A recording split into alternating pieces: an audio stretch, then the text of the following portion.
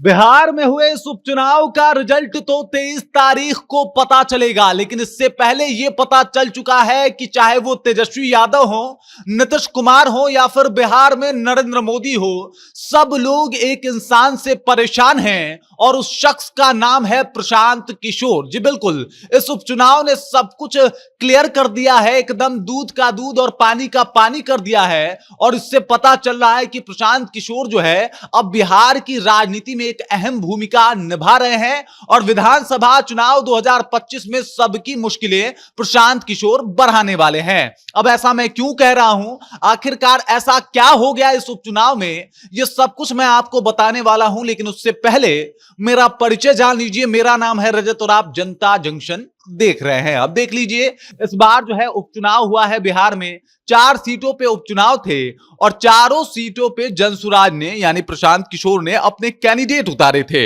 हालांकि BJP, JDU, RJD ने भी खूब मेहनत की थी और सब कुछ देखा भी गया था कि किस तरीके से तेजस्वी यादव लगातार रैली कर रहे हैं, किस तरीके से नीतीश कुमार जो है हर जगह पहुंच रहे हैं, किस तरीके से जो बीजेपी है वो भी अपनी गोटी सट करने में लगी हुई है। लेकिन इन सब के बावजूद जो है प्रशांत किशोर सबके ऊपर थोड़ा भारी ही पड़ते हुए नजर आए। और इसका वजह है कि भाई वो बहुत समय से जमीन से जुड़े हुए हैं और उन विधानसभा क्षेत्रों का भ्रमण कर रहे हैं। दूसरा वजह यह है कि प्रशांत किशोर को जो है वो लोग ऑप्शन के तौर पे देखने लगे हैं और इसका साफ उदाहरण जो है वो बेलागंज है। आप बेलागंज में देख लीजिए, मुस्लिम आबादी को प्रशांत किशोर ने इस तरीके से अपने पक्ष में कर लिया कि मुसलमानों को जो है वो आरजेडी के फेवर में लाने के लिए हिना साहब से लेकर ओसामा साहब तक और तेजस्वी यादव से लेकर लालू यादव तक को जाना पड़ा और जाके वहां पे भाषण देना पड़ा। एमवाई समीकरण को एक करने के लिए पूरी जुगत लगानी पड़ी। लेकिन फिर भी यह माना जा रहा है कि वहां से प्रशांत किशोर के जो कैंडिडेट हैं मोहम्मद अमजद, वो आगे निकल रहे हैं। उसके बाद अगर बात किया जाए इमामगंज का, तो इमामगंज में भी एक पासवान कैंडिडेट को खड़ा करके प्रशांत किशोर ने यह बता दिया कि जो जिस तरीके से आप जाति वाला चुनाव करते हैं बिहार में, उसमें हम भी पारंगत हैं, हम भी एकदम पीछे नहीं हटने वाले। और इस वजह से वहां पे मांझी की भी मुश्किलें जो है वो बढ़ गई है।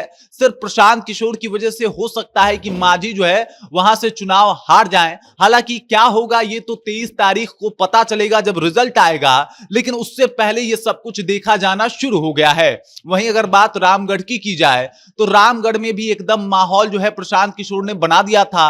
उन्होंने भी एक जो है वहां से कुशवाहा कैंडिडेट खड़ा कर दिया था और कुशवाहा वोटरों को अपने पक्ष में करने की पूरी जुगत लगा ली थी। अब समझ जाइए कि कुशवाहा वोटर वहां पे एक तरीके से देखा जाए तो बहुत ज्यादा संख्या में है, मतलब राजपूत के बाद जो है वो कुशवाहा वोटर आते हैं और इस वजह से वहां पे भी स्थिति जो है वो थोड़ा सा गड़बड़ देखने को मिल रही है। वहां पे भी ये माना जा रहा है कि जगदानंद सिंह का जो साख दाव पे लगा है, कहीं ना कहीं प्रशांत किशोर की वजह से ही लगा है।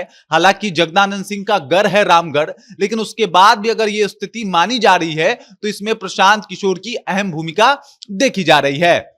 और बाकी जो भी सीटों पे जिस तरीके से प्रशांत किशोर लगातार वहां पे गए, मुसलमानों को अपने पक्ष में कर लिया, ये लालू यादव के लिए मुश्किल का सबब बन रहा है। वहीं अगर बात किया जाए तो एक जो जनरल तबका आता है उसके कुछ वोटरों को अपने पक्ष में कर लेना, ये बीजेपी के लिए मुश्किलें बढ़ा रही है। उसके बाद देख लीजिए कुशवाहा और तमाम ऐसे नेताओं को खड़ा करके कुशवाहा को भी साथ देना, ये जेडीयू के लिए एक तरीके से कही जाए तो मुश्किल भरी बात है। और इसी वजह से मैं बता रहा था कि आने वाले विधानसभा चुनाव 2025 में प्रशांत किशोर एकदम से पूरा माहौल अभी से ही बना रहे हैं और वो माहौल आपको 25 में भी देखने को मिलेगा।